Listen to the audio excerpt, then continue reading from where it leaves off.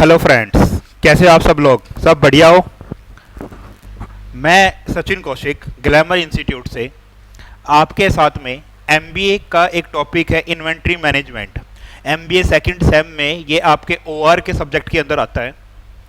Operation research या operational management भी आप इसको बोल सकते हो। तो मैं आपके साथ में आज उस टॉपिक को आपके साथ शेयर करने के लिए आया हुआ हूँ। आपको अगर क्लास पसंद आती है हमारी, तो आप हमारे चैनल को सब्सक्राइब, लाइक और शेयर जरूर कीजिए और कमेंट कीजिए। और आप कमेंट के लिए हमारे लिए इन एक व्हाट्सएप नंबर हमने दिया है, तो आप व्हाट्सएप भी कर सकते हो। और व्हाट्सएप करके हम आपको जो भी पढ़ाएंगे उसकी PDF file with power point में स्लाइड शो के साथ आपको दे देंगे हम आपको यहाँ से। ठीक है जी। तो मैं आपके साथ में अपना टॉपिक स्टार्ट करता हूँ। मेरा नंबर ये है, आप इस पे, ये मेरा पर्सनल नंबर ही है, आप इस पे डायरेक्ट मेरे से अगर कोई टॉपिक में डाउट होता है तो आप मेरे को व्हाट्सएप करके अपने डिटेल्स देके आप मेरे को फ़ोन पे बात भी कर सकते हैं। ठीक है जी। मैं स्टार्ट करता हूँ। आज ये टॉपिक जो हमारा है ये जीडी गोयनका कॉलेज का ही है, तो मैं आपको उस टॉपिक के साथ आपसे कंटिन्यू करता हूँ आपके साथ में। लो जी, इन्वेंट्री मैनेजमेंट।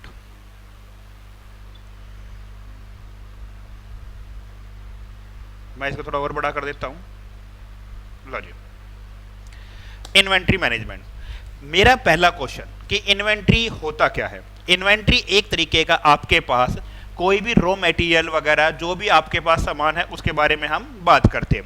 इन्वेंट्री की वैल्यूएशन करने के लिए अकाउंट्स के हिसाब से अगर मैं आपसे बात करूं तो अकाउंटिंग के अंदर एक एएस बना हुआ है जिसका नाम है एएस नंबर 2, जो आपको इन्वेंट्री की वैल्यूएशन सिखाने के लिए आपसे बात करता है कि आपके पास कितना सामान है, आप उस सामान की किस तरीके से वैल्यूएशन करोगे वो आपको कौन बताता है? इन्वेंट्री वैल्यूएशन वो आपको बता के चलता है, जो कि एएस नंबर 2 के अंदर इसकी अकाउंटिंग के बारे में बात करते हैं। लेकिन जमाना जैसे जैसे चेंज हो रहा है तो उस तरीके से हमारे पास आज की तारीख में इंड एएस भी आए हुए हैं। इंड एएस होते इंडियन अकाउंटिंग स्टैंडर्ड्स हैं।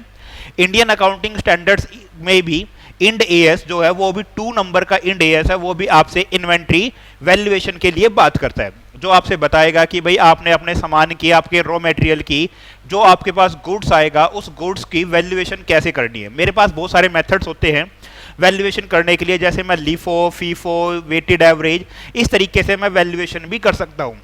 ये लीफो फीफो आपने कभी बीबीए में भी पढ़ा होगा। आपने एमबीए के फर्स्ट सेम के अंदर अकाउंट्स का चैप्टर आया, अकाउंट्स का टॉपिक था, उसके अंदर भी आपका इन्वेंट्री वैल्यूएशन के लिए ये बात करता था। लीफो का मतलब होता है लास्ट इन फर्स्ट आउट। जो सामान सबसे आखिरी में आपके पास आया है, सबसे पहले आप उसी सामान को बेचते हो, उसका नाम क्या बोलते हो आप? बोलो। लीफो के बारे में बात करते हो।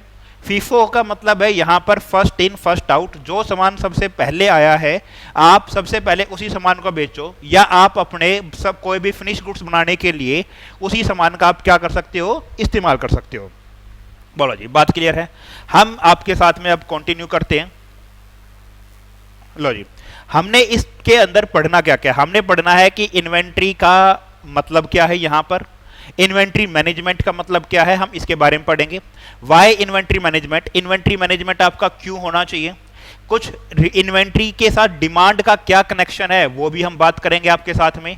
इन्वेंट्री की कॉस्ट कैसे निकलेगी, इन्वेंट्री को कंट्रोल कैसे किया जाएगा, इन्वेंट्री के कंट्रोल से कुछ मॉडल्स बनाए हुए हैं, जैसे एबीसी एनालिसिस होता है आपके पास, एक्टिविटी बेस्ड कॉस्टिंग जिसको मैं बोल के चलता हूं, या फिर आपके पास को कुछ जैसे ईओक्यू के बारे में बात करेगा। तो आपके पास ऐसे बहुत टाइप्स के बारे में बात करता हूं। तो मैं शुरुआत करता हूं। लो जी, मीनिंग ऑफ इन्वेंट्री। तो इन्वेंट्री क्या है? इन्वेंट्री एक तरीके का स्टॉक ऑफ गुड्स या मटेरियल जो कैप्ड होता है, किसमें? Kept on hand by an organisation to use in the future to meet the customer demand. It is strategy based on the anticipation of demand. क्या कहता है कि इन्वेंट्री एक तरीके का आपके पास सामान होता है जो कंपनी के या ऑर्गेनाइजेशन के पास होता है, और कंपनी उसी सामान का इस्तेमाल करके अपना फिनिश गुड्स बनाने के लिए यूज करेगी। ठीक है जी, उसी सामान को क्या करती है? वो यूज करती है। जैसे सीधी सी बात है, अगर आपने मान लो ये पेन बनाना है, तो पेन बनाने के लिए कंपनी को क्या क्या सामान चाहिए होगा? उसके लिए उसको प्लास्टिक की जरूरत है, उसके बाद इसको ये टिप है तो टिप की जरूरत पड़ेगी, उसके बाद इसमें इंक डलती है, उस इंक की जरूरत है। तो वो सारी चीजों को क्या करती है? इसी चीज को, सारे अलग अलग पार्ट्स को भी वो इन्वेंट्री बोल के चलती है। एक और बड़ा एग्जांपल लेता हूं मैं आपके साथ में। आपने मान लो कोई कंपनी है मारुति, मारुति सबको पता है मारुति कंपनी क्या काम करती है सर? मारुति कंपनी बनाती है गाड़ियां, बिल्कुल जी ठीक बात है। अब मारुति कंपनी क्या गाड़ी बनाने के लिए सारा सामान खुद ही बनाती है? बोला सर नहीं, वो तो नहीं बनाती है। कैसे कैसे क्या करती है? पहली बात तो दो कंपनी आई, एक थी मारुति उद्योग लिमिटेड और एक थी सुजुकी, जो कि सुजुकी आपकी जापान की कंपनी थी और मारुति आपकी इंडियाई कंपनी है। मारुति उद्योग लिमिटेड एक स्टील कंपनी होती थी पहले। इन्होंने मारुति कंपनी के जो चेयरमैन साहब है वो गए थे जापान और उनके साथ में डील बात करी, डील फाइनल करी। और क्या फाइनल करा कि आप हमारे यहां पर आओ, हम आपको यहां पे मैन फोर्स देंगे, हम यहां आप पर आके आपको क्या करेंगे कि और जैसे मान लो रॉ मटेरियल्स देंगे, आप अपनी टेक्नोलॉजी लेके आओ, उस टेक्नोलॉजी का इस्तेमाल करो सॉरी, उस टेक्नोलॉजी का आप इस्तेमाल करो और इस्तेमाल करके आप उससे क्या करो, फिनिश गुड्स मतलब की गाड़ियां आप बना के तैयार कर दो। अब बात डील फाइनल हुई। अब जब डील फाइनल हुई तो इसी के लिए उन्होंने क्या किया, सुजुकी कंपनी इंडिया में आई और इंडिया में मारुति वाली कंपनियों के साथ में क्या किया, टाई अप किया। अब टाई अप करके वो क्या करती है, अपना काम को चालू करती है। उन्होंने स्टील खरीदा कहां से? मारुति उद्योग लिमिटेड है, उसी से स्टील खरीद लिया। मान लो मारुति कंपनी की सुजुकी कंपनी जो सुजुकी है वो इंजन बनाएगी इसका।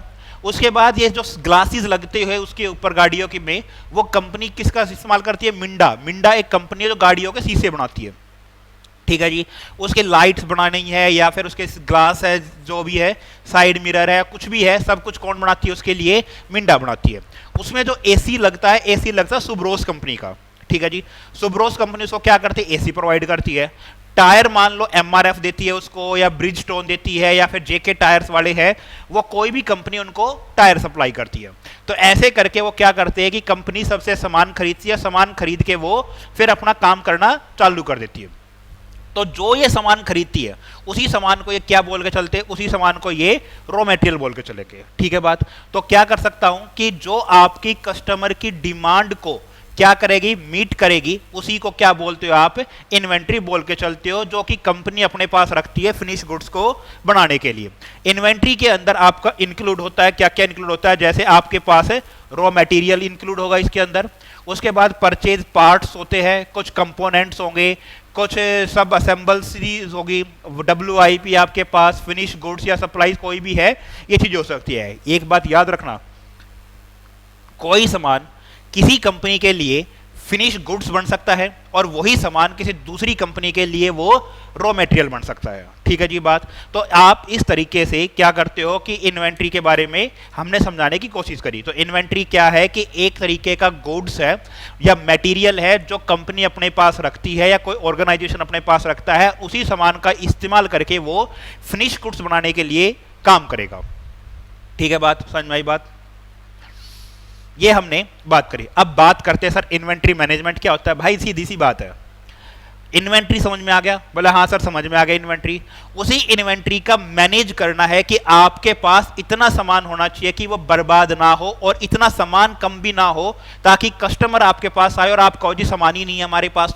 तो इसलिए वो क्या कहता है कि भाई आपने अपनी इन्वेंट्री का मैनेजमेंट करना है, आपने अपनी इन्वेंट्री को संभाल के रखना है, ताकि आप उस सामान को सही जगह पे सही इस्तेमाल कर सकते हो, ताकि आपके पास कोई कस्टमर वापस ना जाए और सामान इतना भी फालतू ना हो कि वो गोडाउन में पड़ा पड़ा खराब भी हो जाए। तो आपने इस तरीके से मैनेज करना है। तो हम इसके हिसाब से इन्वेंट्री मैनेजमेंट एक तरीके की स्ट्रेटेजी होती है जो आपके सेल्स लेवल को, प्रोडक्शन टाइम्स को, डिमांड्स को या जरूरत है उसके बारे में बात करता है।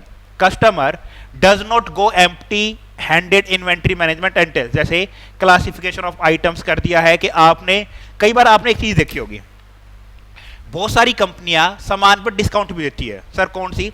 आप कपड़ों की कंपनियों के बारे में बात करो। आप कंपनी जैसे अब मान लो कि आपकी गर्मियां स्टार्ट हो गई, तो जो सर्दियों के कपड़े हैं और गोडाउन के अंदर या फिर उनके स्टोर के अंदर है, तो कंपनियां उसी सामान को क्या करती है, फटाफट मार्केट उसको गोडाउन से निकलवा देती है, या मान लो स्टोर है उससे निकलवा देती है। कैसे? वो कम रेट कर देगी उसका, और कम रेट करके मार्केट में जाके वो सेल लगा देगी या जो भी कुछ है, ताकि सामान निकल जाए। उसको पता है अगर हमने ये अभी नहीं बेचा तो ये गोडाउन में रखा रहेगा, और गोडाउन में जब रख देंगे हम इसको, तो गोडाउन में बाकी जो इस बार का गर्मियों का सामान आएगा उसको कहां रखोगे? फिर आप समस्या हो जाएगी। तो अब जब ये प्रॉब्लम्स हो जाएगी तो इसने कंपनी ने सोचा कि यार इससे अच्छा तो क्या करते हैं हम कि जो ये सामान है इसको कम रेट में बेचो, इसके कारण हमारा गोडाउन खाली हो जाएंगे पहली बात, ताकि हम दूसरा सामान रख सके, और गोडाउन का रेंट भी बच जाएगा हमारा। तो इस तरीके से वो क्या करती है, कुछ ऑर्डर के ऊपर क्वांटिटी निकाल के चलती है, कुछ सेफ्टी स्टॉक भी रखती है। सेफ्टी स्टॉक का मतलब क्या होता है कि जैसे मान लो आप सामान बनाते हो, अब बहुत सारी कंपनियां, जैसे बात बताऊं, अब जैसे लॉकडाउन स्टार्ट आपका, बोले हाँ सर, अब लॉकडाउन स्टार्ट है तो बहुत सारी जो कंपनियां हैं या बहुत सारे जो आपके रिटेल चेन वाले हैं या फिर होलसेलर है, ये इन्होंने कुछ लोगों को आभास था क्या कि सर लॉकडाउन होने वाला है, आप फटाफट क्या करो, सामान मंगाना शुरू करो। इन लोगों ने गोडाउन में भर दिया, ठीक है बात, और गोडाउन में भर के उसी सामान को आज ये सेफ्टी स्टॉक बना के मार्केट के अंदर बेच रहे हैं। मतलब कि ये सोचते थे कि भाई अगर ये मार्केट बंद हो जाएगी तो हमारे पास सामान, और ये हमारे लिए गोल्डन अपॉर्चुनिटीज है कि हम क्या करें, अपने सामान को बेच के प्रॉफिट कमा सके। सीधी सी बात है। सेफ्टी स्टॉक का मतलब क्या है कि जैसे मान लो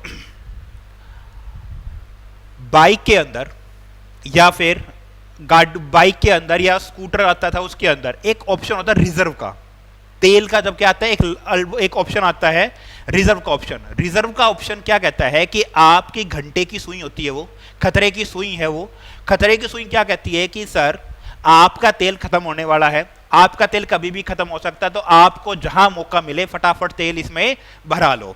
अगर आपने नहीं भराया और ये कहीं पर भी खत्म हो गया तो हमारी जिम्मेदारी नहीं है, हमने आपको अल्टीमेटम दे दिया था। तो उसी को आप क्या बोलते हो, उसी को आप सेफ्टी स्टॉक भी बोल सकते हो, ठीक है। आपने अपने घरों में राशन भर के रख दिया पहले ही, वो क्या है, वो भी आपके लिए एक तरीके का सेफ्टी स्टॉक है जो फ्यूचर में या इमरजेंसीज के अंदर काम आएगा, उसी को क्या बोलते हो आप, सेफ्टी स्टॉक बोल के चलते हो। क्लियर बात।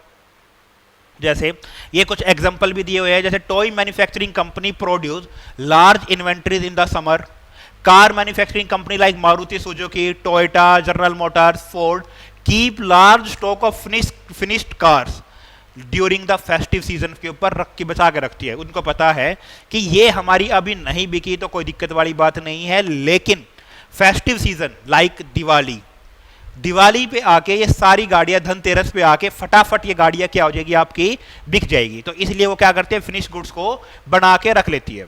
उनको पता है कि ये मार्केट के अंदर जाके इस सीजन में जाके ये मार्केट में आप आराम से इसको बेच सकते हो। वॉलमार्ट इज ए जाइंट, जो रिटेल के अंदर क्या है, जाइंट स्टोर होता है उसको भी क्या बोलते हैं, वो भी अपना बहुत सारा सामान बचा के रखता है, ठीक है जी। इन्वेंटरी एंड डिमांड, जैसे determining future demand of a product helps in the accurately identifying inventory items which need to be stock independent demands, demand of a complete और a final product such as जैसे car, PC, laptops, DVD players, mobile sets. इनको पता है कि हमें ये सामान बचाना है और डिमांड के हिसाब से क्या करना होता है, हमें ये सामान कब ज्यादा जरूरत होती है। सीधी सी बात है, कार फेस्टिव सीजन पे सबसे ज्यादा बिकती है, तो उनके लिए क्या है, वो डिमांड, उसी के हिसाब से हम अपने सामान को बना के रखते हैं। बोलो जी, बात क्लियर है। उसके बाद मैं एक बात करता हूं डिपेंडेंट डिमांड के बारे में, demand of components of a complete product, जैसे demand of the wheels, tyres of an automobiles, car music system, CD ROMs, DVD for computer system, DVD players, picture tubes. उसके बाद है आपके लिए सिम फॉर मोबाइल सेट्स। तो ये सब कुछ क्या है, ये आपके लिए सारी सारी डिपेंडेंट डिमांड होते हैं। उनको पता है कि भाई गाड़ियों के अंदर ये लगने, जैसे व्हील्स है, टायर्स है, म्यूजिक सिस्टम लगना है, तो इनको पता है कि भाई गाड़ियों की डिमांड बढ़ेगी तो आपके प्रोडक्ट की डिमांड भी बढ़ेगी, गाड़ियों की डिमांड अगर कम है तो आपके प्रोडक्ट की डिमांड भी कम हो जाएगी। जैसे सीधी सी बात है, मार्केट के अंदर गाड़ियां नहीं बिक रही है तो व्हील्स किस काम के, आप ये तो है नहीं डंडा लेके व्हील्स को चलाते फिरोगे, टायर चलाते फिरोगे। कार का म्यूजिक सिस्टम है, आपको पता है कि गाड़ियां बिकेगी तो म्यूजिक सिस्टम लगेगा, अगर गाड़ियां नहीं बिकेगी तो म्यूजिक सिस्टम कहां लगाओगे उसको आप। क्लियर बात है। मोबाइल सेट्स है, अगर मोबाइल सेट्स बिकते हैं तो आपकी सिम बिकेगी, अगर मोबाइल सेट नहीं बिकते हैं तो आपकी सिम भी नहीं बिकेगी। बोलो जी, बात क्लियर है। अब मेरे को इन्वेंट्री की कॉस्ट निकालनी होती है। इन्वेंट्री की कॉस्ट में बहुत सारी चीजें होती है, बहुत सारे आइटम्स है इन्वेंट्री की कॉस्ट के अंदर। मैं सबसे पहले बात करता हूं, एक तो आती है उसकी परचेज कॉस्ट। परचेज कॉस्ट का मतलब क्या है कि आपने वो सामान कितने रुपए में खरीदा है। जैसे सीधी सी बात है, मैंने मान लो ये कैलकुलेटर खरीदा 100 रुपए का है, मान लो 100 रुपए का कैलकुलेटर है, ये इसकी क्या आ गई, परचेज कॉस्ट आ गई है, इन्वेंट्री की कॉस्ट आ गई है। अब परचेज कॉस्ट के बाद दो आइटम्स और जोड़ते हो, एक आता है इसके अंदर होल्डिंग या कैरी, होल्डिंग कॉस्ट बोलते हो या कैरिंग कॉस्ट बोलते हो, और एक आती है इसकी ऑर्डरिंग कॉस्ट। सबसे पहले बात करता हूं मैं इसकी किसके बारे में, ये ऑर्डरिंग कॉस्ट के बारे में। ऑर्डरिंग कॉस्ट, ऑर्डरिंग कॉस्ट का मतलब क्या होता है, ऑर्डरिंग कॉस्ट पहली बात तो ये पर ऑर्डर के हिसाब से आपकी फिक्स होगी, पर ऑर्डर के हिसाब से आपकी कॉस्ट क्या है, फिक्स है। आपने अगर सामान मंगाना है तो सामान मंगाने के लिए आपकी कॉस्ट लगेगी, जैसे मान लो टेम्पो का खर्चा है आपका, इंश्योरेंस होगा, इंश्योरेंस का खर्चा है आपका, उसके बाद कोई बंदा एक्सपर्ट होगा वो लेने जाएगा, उसका खर्चा है, सामान को उतारने चढ़ाने का खर्चा होगा, उसके बाद ऑक्ट्रॉय का खर्चा है, टोल टैक्स लगेगा आपका। तो ये सब खर्चे क्या होते हैं, पर ऑर्डर के हिसाब से फिक्स होते हैं। जब अब चाहे आप उसमें मान लो आपने आलू ही खरीदने हैं, पोटैटोज खरीदने आपने, तो जब आपने आलू खरीदने तो सीधी सी बात है, अब आप उसमें 2 बोरी लेके आओ टेम्पो में रख के या 10 बोरी रख के लेके आओ, टेम्पो तो उतना ही आएगा। अब ये थोड़ी है 2 बोरी है तो टेम्पो का सिर्फ 20% हिस्सा आएगा या 50% हिस्सा टेम्पो का आएगा, बाकी टेम्पो नहीं आएगा, ऐसा तो नहीं हो सकता, टेम्पो तो पूरा ही आएगा। टोल टैक्स है वो तो पूरा ही लगेगा गाड़ी के हिसाब से। उसके बाद आपका ऑक्ट्रॉय, ऑक्ट्रॉय होती है तो चुंगी बोलते तो एमसीडी वाले या ऐसा कुछ लेते हैं, जैसे आप कोई बॉर्डर क्रॉस करते हो तो उस पर लगता है ये। तो ये कॉस्ट नॉर्मली आपकी पर ऑर्डर के हिसाब से क्या होती है, फिक्स होती है। क्लियर है मेरी बात। तो ये हो गए ऑर्डरिंग कॉस्ट, ये पर ऑर्डर के हिसाब से नॉर्मली फिक्स होती है हमेशा। और जैसे ही मैंने बताया क्या क्या होता है इसके अंदर आपकी ऑर्डरिंग कॉस्ट कि जैसे क्या नाम है, ट्रांसपोर्ट का खर्चा आपका, टोल टैक्स है, ऑक्ट्रॉय है, फॉलो अप के चार्जेस है, इंश्योरेंस है, तो ये सब खर्चे आपके पास क्या होते हैं, इसके बारे में बात करते हैं। दूसरी आपके पास आती है कैरिंग कॉस्ट या आपके पास आती है होल्डिंग कॉस्ट। कैरिंग कॉस्ट या होल्डिंग कॉस्ट का मतलब क्या होता है, कैरिंग कॉस्ट, कैरिंग कॉस्ट या होल्डिंग कॉस्ट का मतलब है कि आपके पास सामान तो पहुंच चुका है, अब आप उस सामान को पहुंचने के बाद आप उस सामान को क्या करोगे, स्टोर करते हो, उसी को मैं क्या बोलता हूं, इन्वेंट्री कॉस्ट। मैं उसको वो इन्वेंट्री की होल्डिंग कॉस्ट बोल के चलूंगा। जैसे मान लो आपके पास सामान आ गया है, अब सामान आने के बाद आपने वो सामान कहाँ रखा है, आपने गोडाउन में रखना, आपने गोडाउन का किराया होगा, बाहर एक सिक्योरिटी गार्ड बैठेगा, उसका खर्चा हो जाएगा। आप मान लो कुछ उसमें वो पेस्टिसाइड्स वगैरह या जो भी कुछ डालते हो वो आपने डालनी है, कीड़े मकोड़े ना लगे आप उसके लिए दवाई डालते हो। उसके बाद तो ये खर्चे आपके क्या होते हैं, जितना ज्यादा सामान होगा आपके पास उतनी ज्यादा क्या हो जाएगी, इसका क्या नाम है, खर्च बढ़ जाता है। अगर आपके पास कम सामान है तो आपका खर्च कम होगा, अगर आपके पास ज्यादा सामान है तो आप क्या करते हो, आपके पास एक खर्च बढ़ जाता है। तो आपने सामान खरीदना है तो इस हिसाब से खरीदना ताकि आप उस सामान को अपने गोडाउन के अंदर रख सको, आपके पास इतना स्पेस हो, आपके पास जो भी कुछ है आपका सामान बर्बाद ना हो। एक बात और याद रखना, अगर आप ज्यादा सामान लेके आ जाते हो तो आप ज्यादा सामान यूज नहीं कर पाए तो वो सामान खराब भी हो सकता, आउटडेटेड भी हो सकता आपका सामान। तो इसलिए सामान जब खरीदोगे तो इतना सामान आपके पास होना चाहिए जितना आप उसको स्टोर कर सको, उतना सामान आपके पास ये होना चाहिए। ठीक है मेरी बात। ऑर्डरिंग कॉस्ट में दोबारा से आता हूं। ऑर्डरिंग कॉस्ट पे क्या बताया था हमने कि पर ऑर्डर के हिसाब से ये कॉस्ट आपकी फिक्स होती है। आप ऑर्डर प्लेस करोगे तो ऑर्डर प्लेस करने में और जब तक सामान पहुंचेगा इसके बारे में क्या करते हैं, ये ऑर्डरिंग कॉस्ट आपकी ये कहलाएगी। बोलो जी, बात क्लियर है। मेरे पास एक पॉइंट आता है, आप कितना ऑर्डर प्लेस कर लोगे।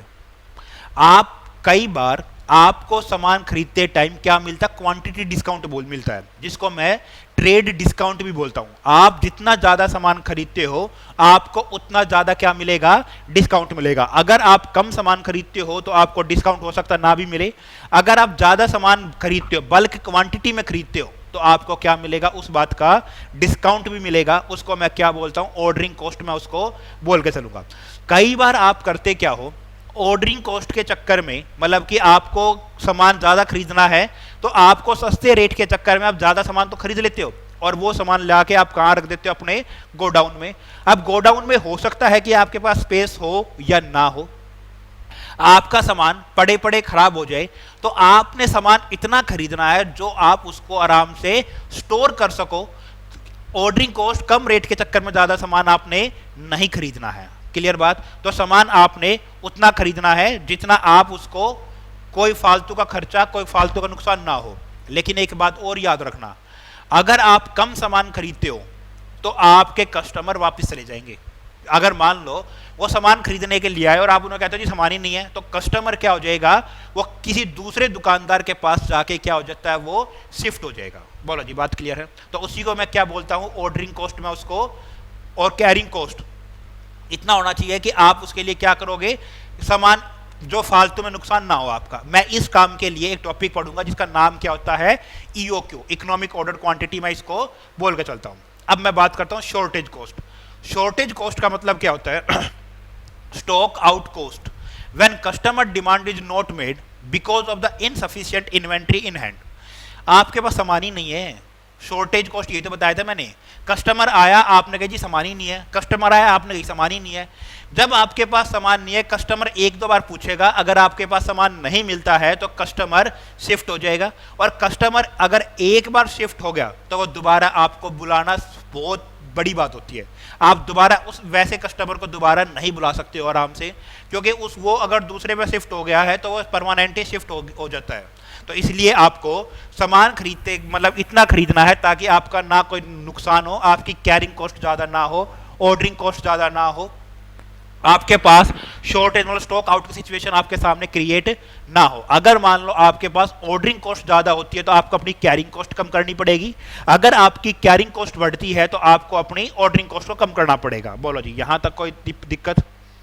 अब इसने इन्वेंट्री का क्लासिफिकेशन किया है, जैसे ABC analysis, the most important topic ABC analysis, उसके बाद VED analysis, HML analysis, FSN analysis, SDE, SOS और गोल्फ एनालिसिस। आपके सिलेबस के अंदर ABC analysis most important topic है। मैं स्टार्ट करता हूं एबीसी एनालिसिस। एबीसी एनालिसिस का मतलब होता है एक्टिविटी बेस्ड कॉस्टिंग, आप इसको बोल के चलते हो। अब देखो, आपके घर में कोई शादी हुई मान लो, ठीक है जी, हाँ सर हुई शादी। अब जो घर के बड़े हैं वो करते क्या हैं, वो उसी चीज को, कुछ सामान ऐसा होता है जिस पे वो किसी के ऊपर भी विश्वास नहीं करते, वो सामान खुद खरीद के लाके आपको, मतलब जो भी सामान है शादी में लाके देंगे। फिर कुछ लेवल पे वो किसी दूसरे बंदे को काम सौंप देते हैं, और तीसरे पे जो छोटा मोटा काम होता है वो और किसी को सौंप देते हैं। तो इसी को क्या करते हैं, एबीसी एनालिसिस, आप इसको बोल के चलते हो। तो एबीसी क्या है, मतलब कि आपके डिपार्टमेंट ए में मतलब top level, department B middle level और डिपार्टमेंट सी प्लेटफॉर्म या फिर उसको लो लेवल भी आप उसको बोल के चलते हो। पहले मैं इसको एक बार रीड करता हूं आपके साथ में, फिर मैं इसको पूरा एक्सप्लेन करके देता हूं। ABC analysis is an inventory categorisation method which consist of dividing items into 3 categories A B C. A being the most valuable items, जो मैंने बताया तो घर के बड़े हैं जो किसी के ऊपर विश्वास नहीं करेंगे। जैसे इसमें मैं मान लेता हूं अराउंड 70% लोग क्या करते, 70% वैल्यू का सामान वो होल्ड करके चलते हैं। B being the less valuable than the A but greater than C. 20% मान लेता हूं, 70 ये 20 किसी दूसरे को देते हैं, लेकिन ये बी क्या होगा, ए से कम वैल्यूएबल है लेकिन सी से तो ज्यादा ही वैल्यूएबल है। और सी क्या होता है, लिस्ट वैल्यूएबल अबव 2, जैसे ए एंड बी से ये कम वैल्यूएबल है। क्लियर है बात। This methods aim to draw the manager attention on the critical few A items, not the trivial many C. ठीक है, ये आ गया। क्लियर है बात। तो इस तरीके से आप क्या करते हो, एबीसी एनालिसिस के अंदर आपने अपने सामान को वैल्यू के हिसाब से कैटेगराइज किया है आपने, कि 70% टॉप लेवल मैनेजमेंट संभालता है, कि 70% तक की जो वैल्यू सामान का मैं खुद ही खरीद के दूंगा, मैं इसके ऊपर किसी के भी ऊपर विश्वास नहीं करता हूं। फिर वो बी लेवल पे देगा और फिर वो सी लेवल पे देगा। क्लियर बात। हमने वीडी मेथड के बारे में बात की थी, जो क्या है, विल-फेरेडो पेरेटो, जो कि 1848 से लेकर 1923 में ये चला था। कहता है 20% of population overs the 80% of Nations wealth, 20% employees cause the 80% of problems, और 20% items account for the 80% of firm expenditure. This is not relevant for your syllabus. Clearly, ABC analysis is the most important topic for you. This is ये ABC analysis, the ABC approach states that the company should rate the, मैंने बताया ना 70 75 around इतना है, ये इतना आ जाएगा। फिर बी आइटम्स आपका 15% टू 25% अराउंड ये आ जाएगा आपके पास, और सी आइटम में 5% के अराउंड आपका ये आता है, ठीक है, जो मैंने वैल्यू के हिसाब से भी आपसे बात की थी। ये हमने कुछ जैसे ये बात की परसेंटेज टाइप से, ये this is not relevant. ABC analysis आपने करना क्या, स्टेप्स देखो क्या स्टेप्स है। Find out the unit cost and the usage of the each material over A given period, normally year, एक साल के अंदर आपको कितना सामान चाहिए उसके बारे में बात करेंगे। Multiply the unit cost by the estimated annual usage, obtain the net values के बारे में बात करेंगे। मल्टीप्लाई करोगे यूनिट कॉस्ट को, उसकी वैल्यू के हिसाब से निकालनी हमने कितनी जरूरत पड़ेगी। List out the all items and the arrange them and the descending values के हिसाब से बात करेंगे एनुअल वैल्यू को।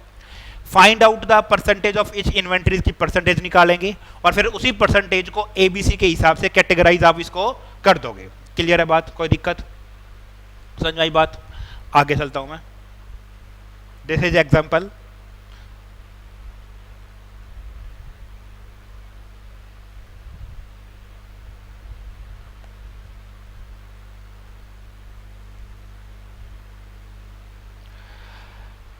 वीडी एनालिसिस के बारे में बात करते हैं।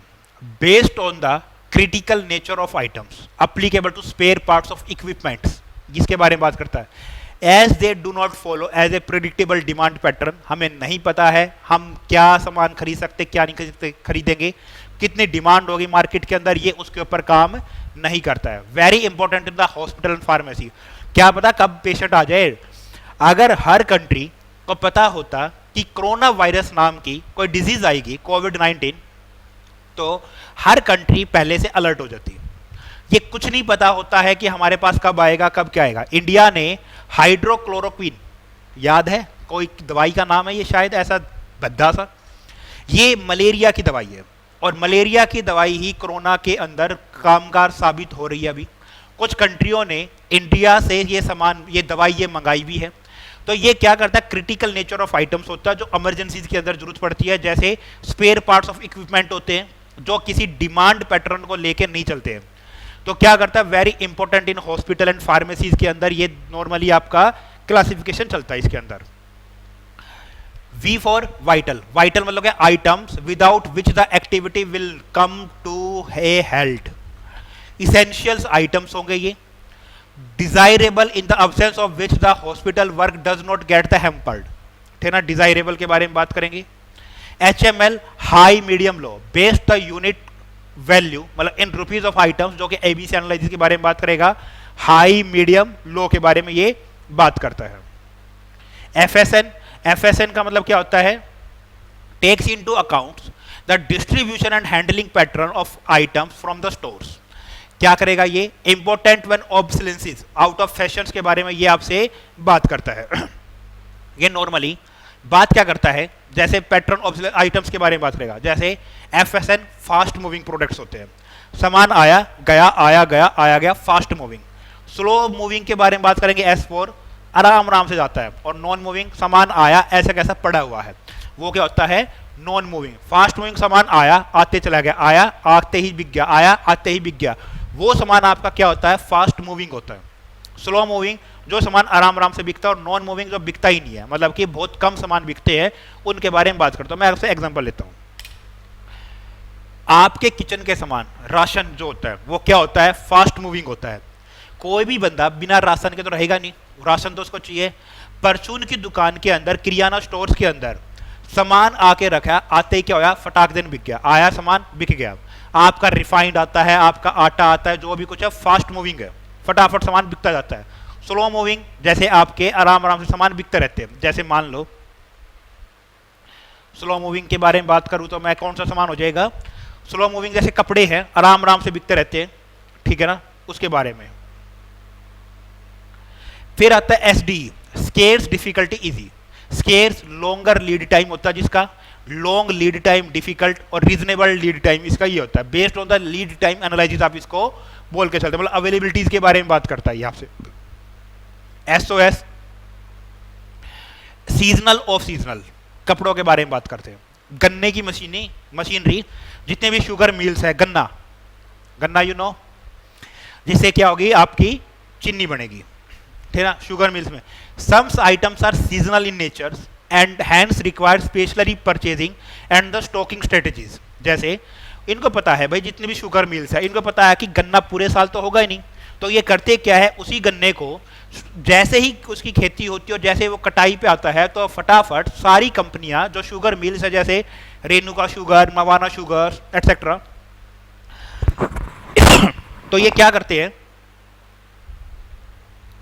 उस टाइम पे फटाफट गन्ना लेकर स्टोर कर देते हैं और उसी गन्ने को स्टोर करके उनका रस निकाल के और के प्रोसेसिंग में क्या कर देते हैं वो अपना काम को चालू कर देंगे। क्लियर है बात? तो इसको क्या बोलता हूं मैं, कर दिया। और इनको पता है कि भाई ये अभी खरीद लो, बाद में ये सामान आपको नहीं मिलेगा, स्पेशल परचेजिंग इसी टाइम पे होती है, तो ये सामान को स्टोर करके ये रख देते हैं और उसके बाद इसके प्रोसेसिंग करते कि 6 महीने में बड़ा, मतलब 6 महीने बनाते ही 6 महीने 3 महीने में जो भी कुछ टाइम पीरियड्स होगा इसका, मान लो 3 महीने या 6 महीने बनाते हैं, उसके बाद बचे हुए 6 महीने के अंदर ये सिर्फ उस सामान की सेलिंग करते हैं, बस पैकिंग करी उसका बस उठा के बेचते हैं। EOQ formula can not be applied in this cases, इसमें EOQ अप्लाई नहीं होता, economic order quantity how much purchase, कि आपने कितना सामान खरीदना है। यहां पर इनकी कैरिंग कॉस्ट भी ज्यादा होती है, होल्डिंग कॉस्ट इनको फायदा हो जाता, वो ऑर्डरिंग कॉस्ट पे इनको फायदा हो जाता है क्योंकि ये बहुत ज्यादा बल्क में खरीदते हैं, लेकिन इसको होल्डिंग करने का खर्चा काफी ज्यादा मात्रा में होता है, ज्यादा क्वांटिटी में होता है, ज्यादा रेट लगता है इसका। Inventory at the time of procurement will be extremely high होता है इसका, मतलब इसको प्रोक्योर करने में, स्टोर करने में इसका खर्चा काफी हाई होगा। Golf, government ordinary local foreign, golf stands for, golf का बताया कि गवर्नमेंट्स में ऑर्डिनरी या लोकल या फॉरेन डिमांड्स के ऊपर बात करता है, उसके बारे में कि गवर्नमेंट डिमांड्स में क्या ऑर्डिनरी कितना सामान चाहिए होता है, लोकल में हमारी क्या डिमांड है, और फॉरेन अगर हम बाहर की मार्केट के अंदर हमारे सामान की क्या वैल्यू, जैसे पेट्रोल के बारे में बात करते हैं, ऑयल कंपनी जितनी भी है, ठीक है। ये इन्वेंट्री कंट्रोल के लिए हमने बात करी है। Annual value for consumption of the items critical natures के लिए होता है। HML unit price of materials पे काम करता है। FSN issue from the stores होते हैं उसके बारे में। SDE परचेजिंग प्रॉब्लम्स होती है आपके पास। SOS सीजनलिटीज के ऊपर बात करता है। Channel for procuring the material, कितना आपने स्टोर करना है। बोलो जी, क्लियर? बोलो जी, बात समझ में आई है? ये आपके लिए बात थी, हमने आपके साथ इन्वेंट्री के क्लासिफिकेशन की बात करी। इसमें स्लाइड के अंदर आपका EOQ नहीं है, मैं EOQ आपको एक बार समझा देता हूं।